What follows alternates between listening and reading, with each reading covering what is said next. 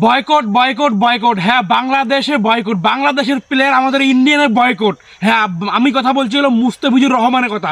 Bangladeshi player, একমাত্র Bangladeshi player যে মুস্তাফিজুর রহমান, সে আমাদের আইপিএলে কলকাতা নাইট রাইডার্স যাকে অনেক টাকা দাম দিয়ে কিনেছে, 9 কোটি 20 লক্ষ টাকা দিয়ে কিনেছে, হ্যাঁ তাকে আমরা বয়কট করতে চাই। আর যদি কলকাতা নাইট রাইডার্স আমার এই মুস্তাফিজুর রহমানকে খেলায়, প্রয়োজনে প্রয়োজনে আমরা ওই কেকেআরকে বয়কট করবো।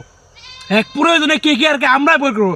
শালারা কী করবে, আমাদের দেশে থেকে কোটি কোটি টাকা নিয়ে ভিক্ষা নিয়ে গিয়ে ওদের দেশে জঙ্গি সৃষ্টি করবে, আর আমাদেরই হিন্দুদের তারা ভাই মারার জন্য এগিয়ে আসবে।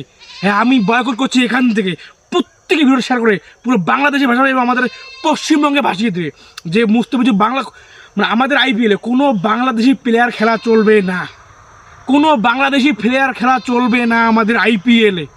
আমাদের কাছ থেকে টাকা নেবে, সারারা আমাদের কাছ থেকে খাবে, আমাদের কাছ থেকে ভিক্ষা নেবে এবং শেষে এসে আমাদের ভারতের বিরুদ্ধে কথা বলবে।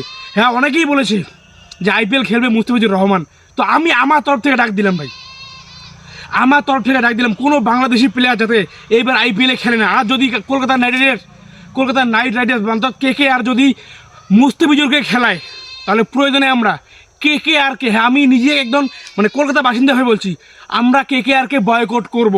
যারা যারা আমার কথার সঙ্গে সহমত আছো তারা প্রত্যেকে ভিডিও শেয়ার করে দেবে।